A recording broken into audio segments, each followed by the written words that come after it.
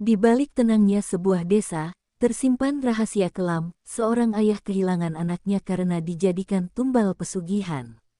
Namun siapa sangka, sang ayah bukan orang biasa. Ia adalah seorang kiai sakti, yang kini rela menyamar sebagai seorang supir, demi satu tujuan, balas dendam. Perjalanan ini bukan hanya tentang menuntut keadilan, tapi juga pertarungan melawan kekuatan gaib, penunggu pesugihan, dan rahasia darah yang telah lama dikorbankan. Kiai Sakti menyamar sebagai supir, demi balas dendam anaknya yang jadi tumbal pesugihan. Akankah sang kiai berhasil membongkar pesugihan dan menuntut balas dendam? Saksikan kisah penuh misteri, horor, dan pertarungan batin, sekarang juga.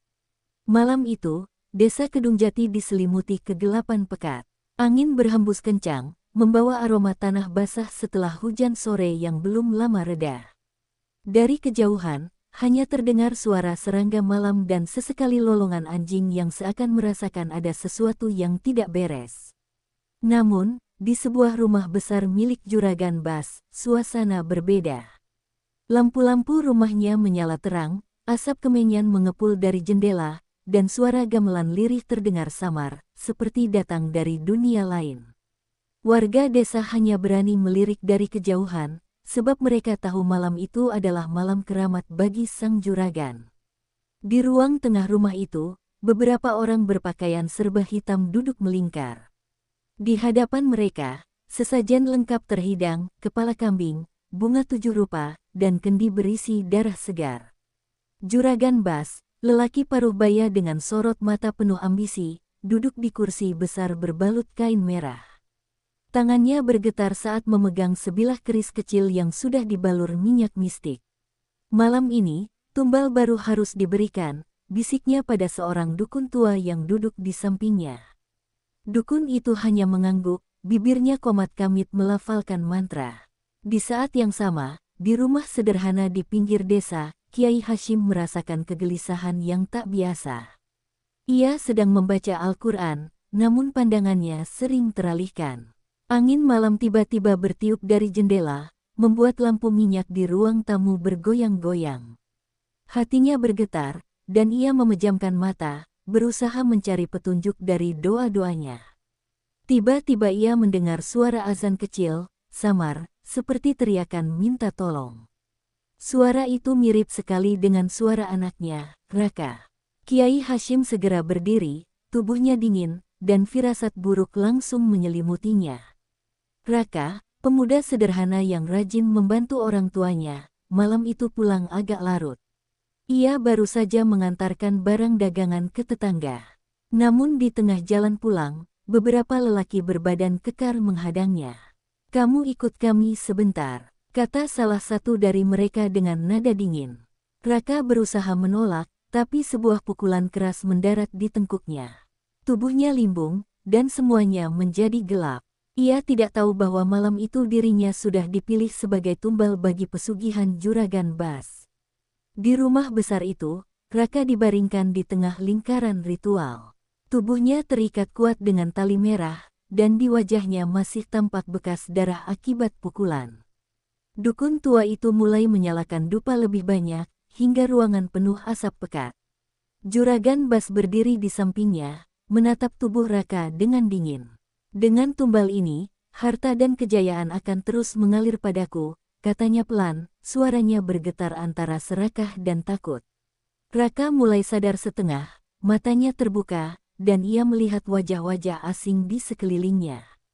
Ia mencoba berteriak, tapi mulutnya sudah dilakban. Jeritan batin Raka seolah menembus dinding rumah itu. Di kejauhan, Kiai Hashim yang sedang berdoa tiba-tiba jatuh tersungkur. Ia melihat bayangan anaknya, tubuhnya terikat, matanya memohon. "Ayah, tolong aku," suara itu bergema di telinga Kiai Hashim. Air mata menetes di pipinya, tangannya mengepal erat. Ia tahu, sesuatu yang mengerikan sedang terjadi pada anaknya, dan semua firasat buruknya benar adanya. Namun, ia terlambat. Doa-doanya terputus oleh rasa sakit di dada yang membuat napasnya sesak. Ritual semakin memuncak. Dukun mulai menghunus keris kecil, lalu menusukkannya ke dada Raka yang tak berdaya.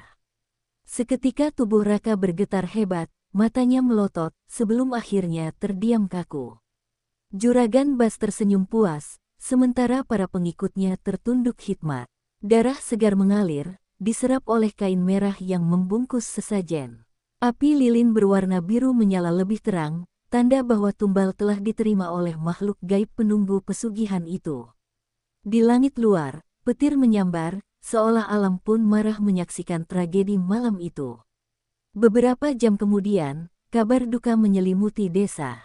Raka ditemukan tergeletak tanpa nyawa di pinggir jalan, tubuhnya membiru tanpa sebab yang jelas. Orang-orang desa terkejut, sementara Kiai Hashim menangis di samping jenazah anak semata wayangnya.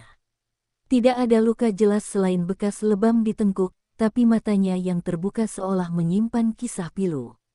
Warga berbisik-bisik, sebagian menyalahkan takdir, sebagian lagi merasa ada misteri kelam di balik kematian itu. Namun bagi Kiai Hashim, ia tahu betul anaknya telah dijadikan tumbal. Sejak hari pemakaman Raka, suasana desa Kedungjati berubah muram. Langit hampir selalu mendung, matahari jarang menampakkan diri, dan udara terasa lebih dingin dari biasanya. Burung gagak sering berputar-putar di atas rumah Kiai Hashim, seakan mengawasi dengan tatapan tajam yang membuat warga merinding. Warga mulai berbisik-bisik, mengatakan kematian Raka bukanlah kematian biasa. Namun mereka tak berani mengucapkannya keras-keras, sebab nama Juragan Bas terlalu besar dan ditakuti. Kiai Hashim hanya duduk di teras rumahnya, wajahnya penuh duka, tapi matanya menyimpan bara api yang belum padam. Malam pertama setelah pemakaman, kejadian ganjil mulai terjadi. Tepat tengah malam, suara gamelan lirih terdengar samar dari arah rumah Juragan Bas. Nada-nada itu seperti suara dari dunia lain, mengalun lirih namun membuat bulu kuduk berdiri. Beberapa warga yang mendengarnya mengaku mendapati tubuh mereka menggigil tanpa sebab. Anehnya, setiap kali suara gamelan itu terdengar, angin bertiup membawa aroma kemenyan dan anyir darah. Bagi Kiai Hashim, itu adalah isyarat kuat bahwa arwah anaknya belum benar-benar tenang. Keesokan harinya, beberapa warga mendatangi Kiai Hashim. Mereka menceritakan bahwa malam itu mereka bermimpi melihat Raka berjalan di jalanan desa dengan wajah pucat dan mata kosong. Dalam mimpi itu, Raka tidak berbicara, hanya menunjuk ke arah rumah besar Juragan Bas sebelum perlahan menghilang. Kiai Hashim mendengarkan dengan tenang, meski hatinya seperti disayat pisau. Ia tahu anaknya berusaha memberi tanda, tapi ia masih harus menunggu waktu yang tepat untuk bertindak. Sebab melawan juragan kaya dan berilmu hitam bukanlah perkara mudah. Sore itu, Kiai Hashim duduk di ruang tamu dengan Al-Quran terbuka di hadapannya. Tiba-tiba, lampu minyak di sampingnya padam sendiri, padahal angin sama sekali tidak berhembus. Dari arah jendela, terdengar suara ketukan lirih, 3 kali, lalu sunyi. Hatinya bergetar, ia bangkit dan membuka jendela. Seketika, seekor burung gagak besar hinggap di pagar rumah, menatap lurus ke arahnya dengan mata merah menyala. Kiai Hashim membaca doa pelindung, dan burung itu terbang pergi, meninggalkan bulu hitam di tanah. Ia mengambil bulu itu, dan seketika tubuhnya merinding, merasakan energi gelap yang menempel padanya. Di malam kedua, mimpi buruk kembali menghantui. Kiai Hashim bermimpi berada di sebuah ruang gelap, dengan banyak anak kecil menangis di sekelilingnya. Mereka memanggil-manggil orang tua mereka dengan suara parau. Di tengah kerumunan itu, Raka muncul dengan wajah pucat, mengenakan baju putih berlumuran darah. "Ayah, aku dijadikan tumbal, tolong bebaskan aku," ucapnya lirih sebelum tubuhnya lenyap diselimuti asap hitam. Kiai Hashim terbangun dengan keringat dingin, nafas terengah-engah, dan tubuh gemetar hebat. Ia tahu mimpi itu bukan sekadar bunga tidur, melainkan wahyu gaib yang memberi petunjuk. Kabar aneh semakin menyebar di desa. Ada warga yang mengaku melihat bayangan hitam melintas cepat di sekitar rumah Juragan Bas. Ada pula yang mendengar tangisan anak-anak di malam hari, padahal tak ada siapapun di luar rumah. Suasana desa menjadi mencekam, orang-orang memilih menutup pintu lebih awal setiap malam. Namun, Meski banyak tanda-tanda gaib bermunculan, tidak ada satupun warga yang berani menantang atau melawan Juragan Bas. Mereka tahu, orang yang berani melawan biasanya akan berakhir sakit misterius atau bahkan mati mendadak. Dalam kesendiriannya, Kiai Hashim mulai menenangkan hati dengan doa-doa panjang. Ia berzikir sampai fajar, meminta petunjuk dari Allah untuk menuntun langkahnya. Suaranya serak, matanya sembab, namun hatinya mulai dipenuhi tekad. Ya Allah, jangan biarkan kezaliman ini terus berlangsung. Tunjukkan jalanmu, agar anakku mendapat keadilan, bisiknya lirih. Saat itu, ia mendengar suara samar seperti bisikan di telinganya, masuklah ke rumah itu, dari dalam kau akan menemukan kebenarannya. Kiai Hashim terperanjat, tapi justru semakin yakin bahwa tugas besar sudah menunggunya. Malam berikutnya, suara gamelan kembali terdengar, kali ini lebih keras. Warga menutup telinga, tapi Kiai Hashim justru duduk diam mendengarkannya. Ia menutup mata, membiarkan suara itu memandu batinnya. Dalam keheningan, ia melihat bayangan dirinya berada di rumah Juragan Bas, mengenakan pakaian seorang supir. Dari situlah sebuah rencana mulai terbentuk dalam benaknya. Jika ia ingin menemukan bukti, ia harus masuk ke lingkaran keluarga Juragan, meski harus menyamar. Dan disitulah, benih dendam mulai tumbuh menjadi tekad yang tak tergoyahkan. Kiai Hashim sadar, melawan Juragan Bas secara terang-terangan hanya akan membuatnya hancur lebih cepat. Juragan itu bukan hanya kaya raya, tetapi juga dilindungi oleh ilmu hitam dan jin pesugihan yang haus darah. Maka, jalan satu-satunya adalah masuk dari dalam, menyusup dengan cara yang tak akan dicurigai. Malam itu, setelah salat tahajud, ia berdoa lama sekali. Air matanya jatuh deras, tapi di balik kesedihan, lahirlah sebuah tekad. Ya Allah, jadikan aku alatmu untuk menumpas kebatilan. Demi anakku, demi anak-anak lain yang jadi korban, bisiknya lirih. Keesokan harinya, ia memutuskan untuk mengubah penampilan. Jubah putih dan sorban yang biasa ia kenakan, dilepas. Jenggotnya yang panjang ia potong, rambutnya disisir sederhana, dan wajahnya ia biarkan terlihat lebih kusut seperti lelaki tua biasa. Ia mengambil pakaian lusuh berwarna coklat, lalu mengenakan kopiah hitam sederhana. Ketika ia bercermin, sosok seorang kiai karismatik sudah lenyap, berganti menjadi seorang lelaki tua yang tampak lemah dan tidak berdaya. Dengan nama samaran Pak Hasan, ia bersiap memainkan peran barunya. Hari itu, ia mendengar kabar bahwa Juragan Bas sedang mencari supir baru. Supir lamanya ditemukan tergeletak sakit misterius dengan tubuh kurus kering seperti abis dihisap tenaganya. Kabar itu segera ia jadikan kesempatan. Tanpa membuang waktu, Kiai Hashim datang ke rumah besar sang Juragan. Pagar tinggi menjulang, dijaga dua lelaki kekar dengan tatapan garang. Mau apa, Pak Tua? Tanya salah satunya sinis. Dengan suara bergetar yang ia buat-buat, Kiai Hashim menjawab, saya dengar ada lowongan supir, saya butuh pekerjaan, nak. Penjaga itu awalnya tertawa meremehkan, tapi salah satu istri muda Juragan kebetulan lewat dan melihatnya. Wanita itu berbisik pada penjaga untuk membiarkannya masuk.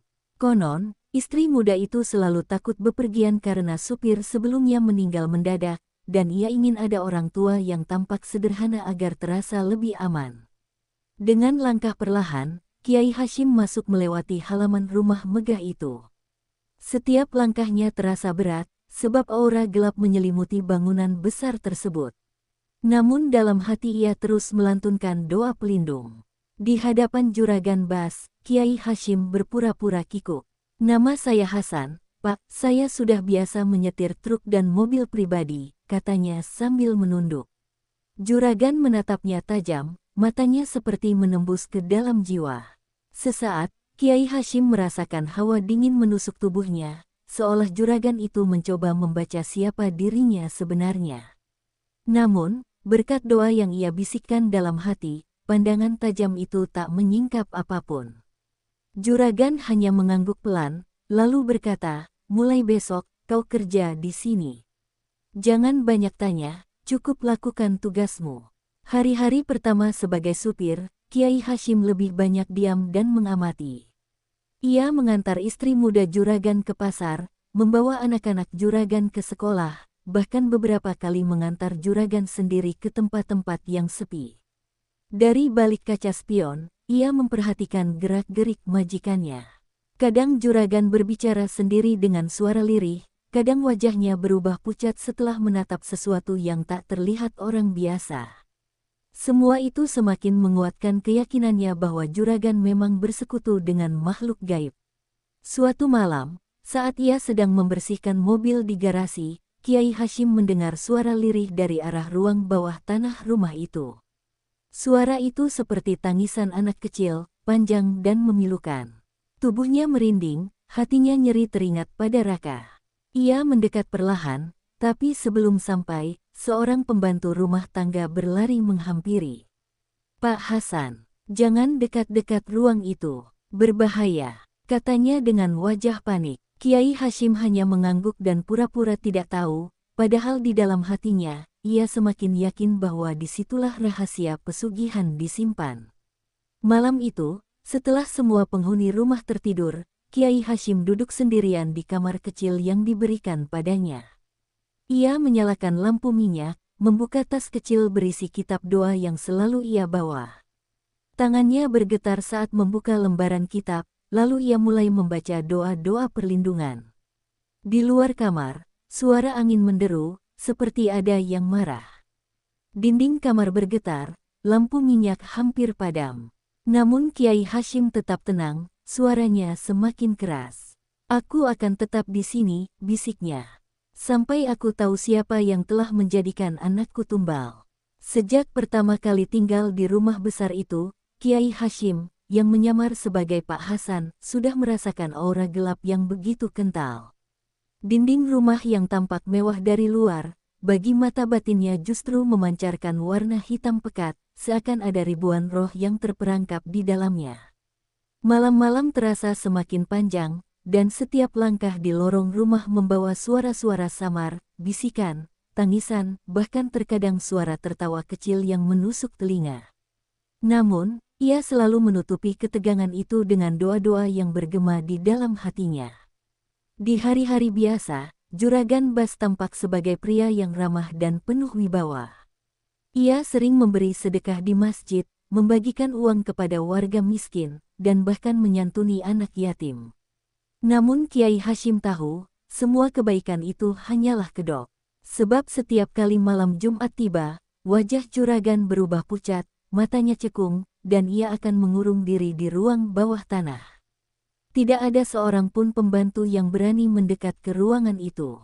Konon, beberapa pembantu yang mencoba mengintip isi ruang bawah tanah, jatuh sakit misterius hingga akhirnya meninggal dunia. Suatu sore, Kiai Hashim diminta juragan mengantar sebuah kotak besar dari rumah ke gudang tua di pinggir desa. Kotak itu berat, dan anehnya, dari dalam terdengar suara seperti orang menangis lirih.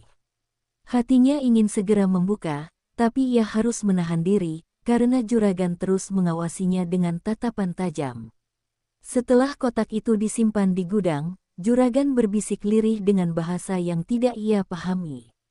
Seketika, suara tangisan dari dalam kotak menghilang. Saat itu, Kiai Hashim merasa tubuhnya bergetar hebat, hampir saja ia membuka kedoknya. Malam berikutnya, rasa penasarannya memuncak. Setelah semua penghuni rumah tertidur, ia berjalan pelan menuju ruang bawah tanah. Pintu kayu besar di ujung lorong itu terkunci rapat dengan rantai besi. Namun, dari dalam terdengar suara gamelan lirih bercampur tangisan. Ia menempelkan telinganya ke pintu, dan seketika tubuhnya membeku. Ia mendengar suara anak kecil berbisik, "Ayah, tolong aku." Suara itu mirip sekali dengan suara Raka. Air matanya jatuh tanpa bisa ditahan, dadanya sesak, dan tangannya mengepal kuat menahan amarah. Kiai Hashim mencoba merapal doa pelindung, namun tiba-tiba pintu itu bergetar keras, seakan ada sesuatu di dalam yang menyadari kehadirannya. Dari sela-sela pintu, keluar asap hitam pekat dengan bau anyir darah. Suara tawa menyeramkan terdengar, bercampur dengan suara jeritan anak-anak yang tak berkesudahan. Kiai Hashim segera mundur sambil membaca ayat kursi, hingga asap itu perlahan menghilang. Namun ia tahu, rahasia besar rumah itu semakin jelas, ruang bawah tanah adalah tempat penyimpanan roh-roh tumbal pesugihan. Keesokan harinya, salah satu pembantu rumah yang sudah lama bekerja mendekatinya dengan wajah pucat. "Pak Hasan, jangan pernah mendekat ke ruang bawah tanah itu. Banyak yang mencoba, dan mereka tidak pernah kembali sehat. Juragan menyimpan sesuatu di sana, sesuatu yang tidak boleh dilihat manusia biasa." Suara pembantu itu gemetar, seolah ketakutan hanya karena mengucapkannya. Kiai Hashim hanya mengangguk pelan, meski di dalam hatinya, ia semakin yakin bahwa kebenaran ada di balik pintu terkutuk itu. Beberapa hari kemudian, saat ia sedang mencuci mobil di halaman, matanya menangkap sesuatu yang aneh di jendela ruang bawah tanah. Samar-samar, ia melihat wajah seorang anak kecil dengan mata kosong menatap ke arahnya. Wajah itu pucat, dengan darah menetes dari bibirnya. Seketika wajah itu menghilang, digantikan oleh tirai hitam yang bergoyang perlahan. Tubuh Kiai Hashim merinding, tapi tekadnya semakin bulat, ia harus masuk ke ruang itu, apapun risikonya. Malam harinya, ia kembali berdoa lama sekali di kamar kecilnya. Tangannya bergetar, air matanya menetes deras, namun suaranya mantap saat berkata lirih, "Ya Allah, jika ini jalanku untuk membalas kezaliman, kuatkanlah langkahku. Biarkan aku menjadi saksi sekaligus pembalas untuk semua arwah anak yang dijadikan tumbal."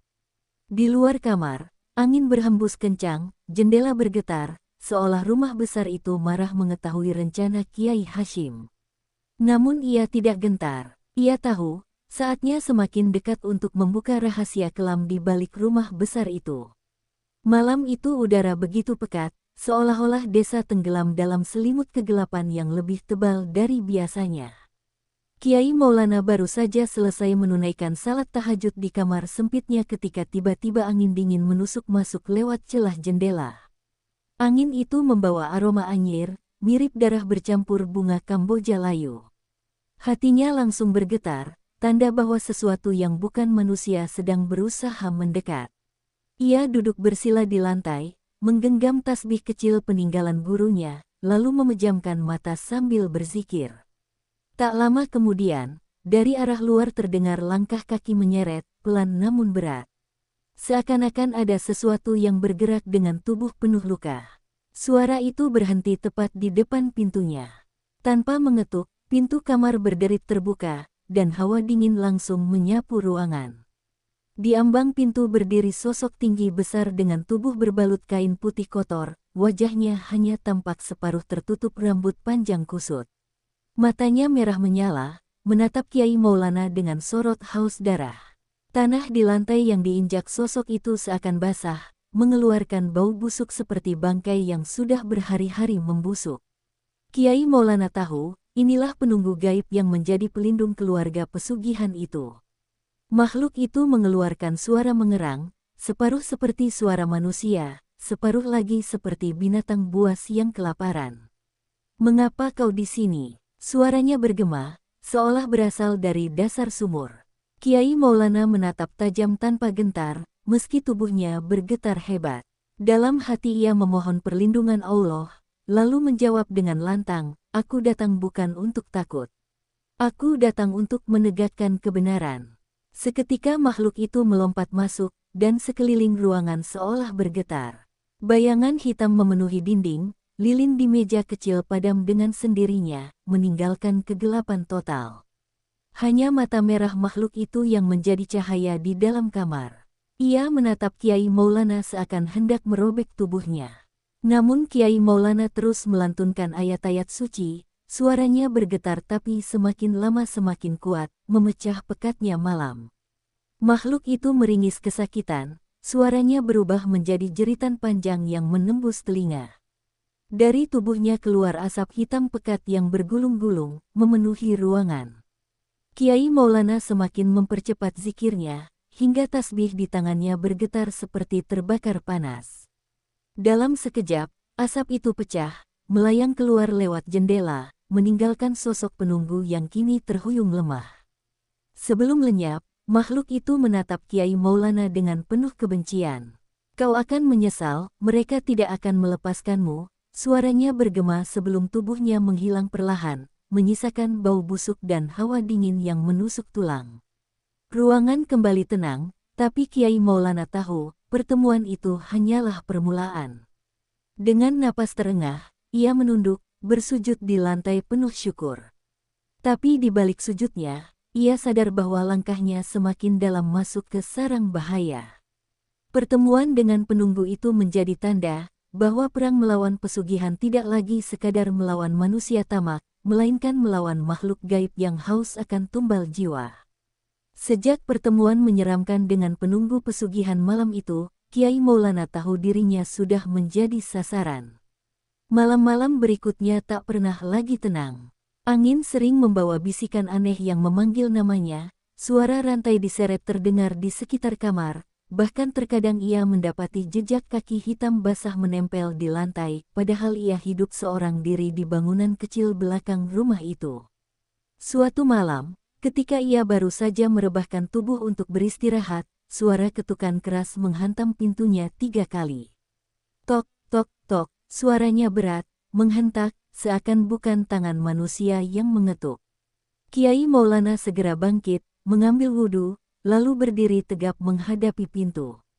Saat pintu berderit terbuka sendiri, angin kencang menyapu masuk, membawa aroma busuk seperti daging terbakar.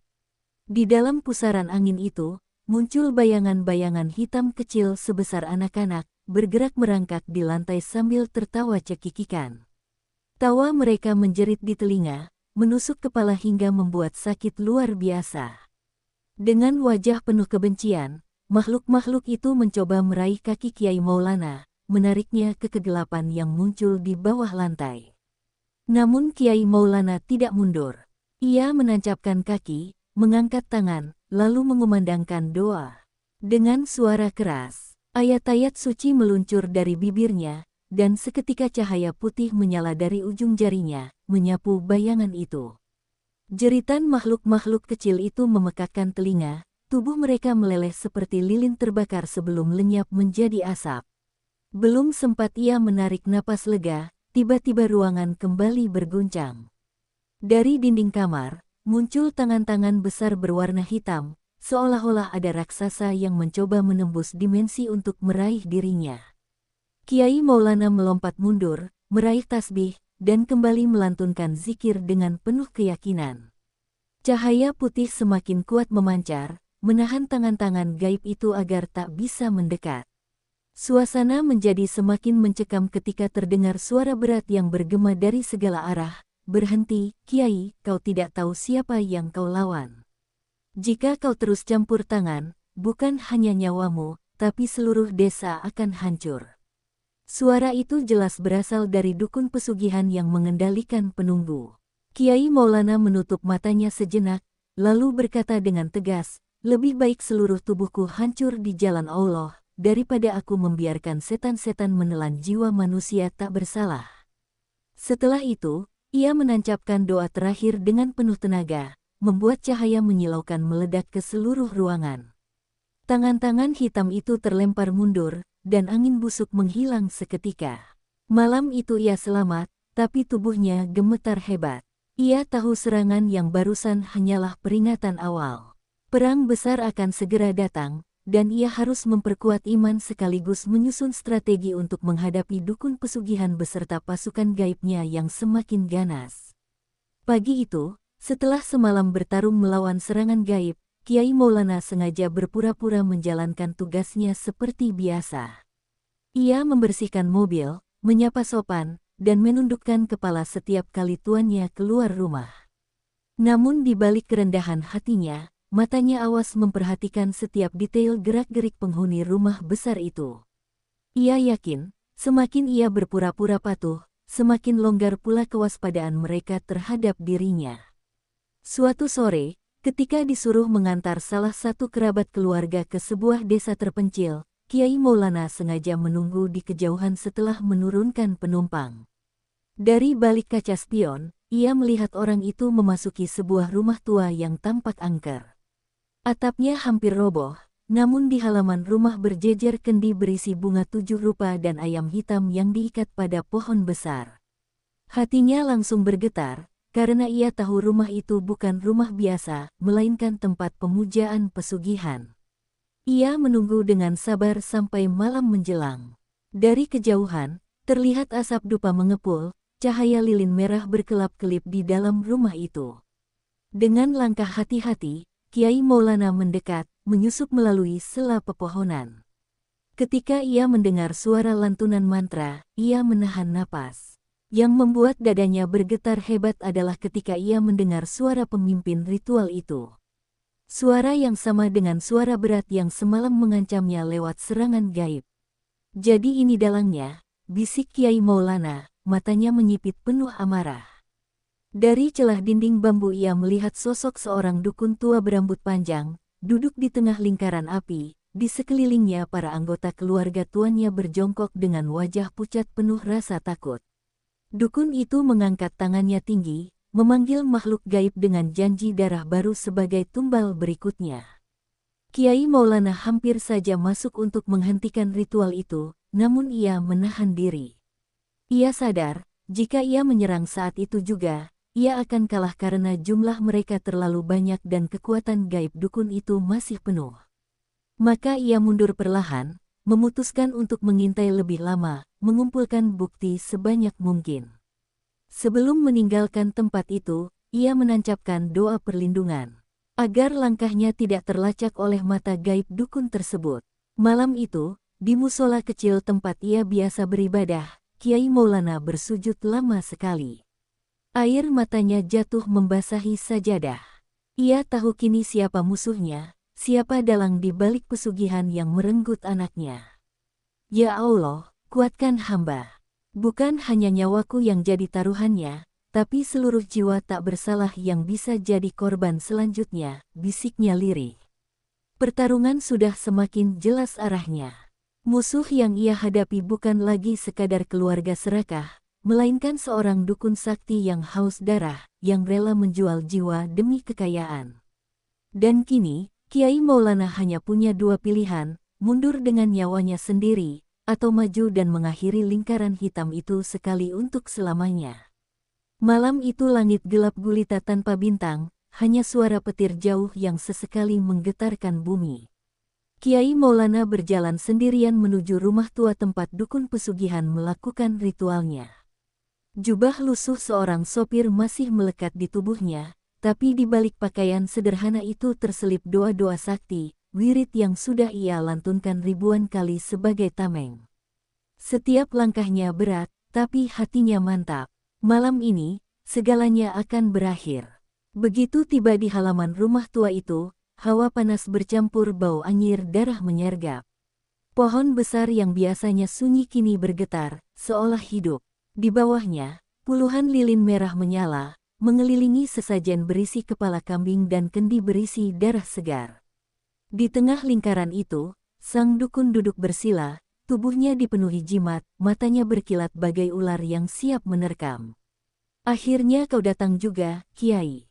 Aku sudah menunggumu, suaranya bergema, dingin dan penuh ejekan. Kiai Maulana tidak menjawab, ia hanya menggenggam tasbih, menundukkan kepala, lalu melantunkan doa dengan suara lantang. Cahaya putih muncul dari tubuhnya, melawan asap hitam yang mulai mengepul dari tubuh sang dukun. Pertarungan pun dimulai, bukan sekadar adu tenaga, melainkan perang antara cahaya dan kegelapan. Seketika bumi bergetar, dan dari balik tanah bermunculan sosok-sosok gaib mengerikan, makhluk tinggi besar tanpa kepala, anak-anak hitam dengan mata merah, serta bayangan raksasa bersayap.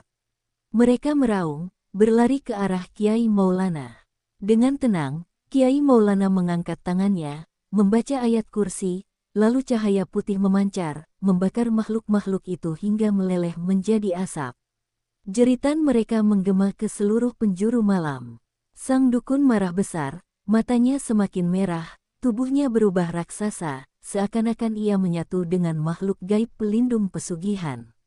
Kau berani melawan kekayaan 7 turunan, teriaknya, sambil melemparkan bola api hitam ke arah Kiai Maulana. Bola api itu melesat cepat, namun Kiai Maulana menangkis dengan doa penuh keyakinan. Benturan dahsyat terjadi, ledakannya membuat pohon besar di halaman itu terbakar. Kiai Maulana maju selangkah demi selangkah, meski tubuhnya diguncang tenaga gaib yang luar biasa. Kekayaanmu dibeli dengan darah anakku, dan darah orang-orang tak bersalah. Malam ini, semua akan berakhir, teriaknya. Ia mengangkat kedua tangan ke langit, memohon pertolongan Sang Maha Kuasa. Seketika cahaya menyilaukan turun dari langit, menghantam tubuh sang dukun. Jeritan sang dukun menggema panjang, tubuhnya terbelah oleh cahaya, jimat-jimat di tubuhnya meledak satu persatu, dan asap hitam yang menyelubunginya terbakar habis. Makhluk gaib penunggu yang biasa melindunginya menjerit terakhir kali sebelum lenyap ditelan cahaya. Api lilin padam, sesajen hancur berantakan, dan rumah tua itu runtuh perlahan, menyisakan puing hitam berbau busuk. Kiai Maulana terjatuh berlutut, tubuhnya lemah, tapi hatinya lapang. Air mata mengalir di wajahnya ketika ia menatap langit malam yang kini jernih dipenuhi bintang. Anakku, dendam ini telah tertunaikan. Semoga kau tenang di sisinya, bisiknya lirih. Malam itu, ia tahu perjuangannya belum selesai, tapi lingkaran pesugihan yang merenggut nyawa anaknya telah berakhir untuk selamanya. Balas dendam bukan sekadar amarah, tapi sebuah perjuangan menegakkan keadilan bagi mereka yang terzalimi. Kiai Sakti telah membuka tabir kegelapan, menantang kekuatan gaib yang berkuasa atas darah dan tumbal manusia. Namun, perjalanan ini belum berakhir. Masih ada rahasia yang belum terungkap, dan dosa yang harus dibayar. Kiai Sakti menyamar sebagai supir, perjalanan balas dendam yang belum usai. Jangan lupa like, share, dan subscribe agar kalian tidak ketinggalan kisah mistis berikutnya.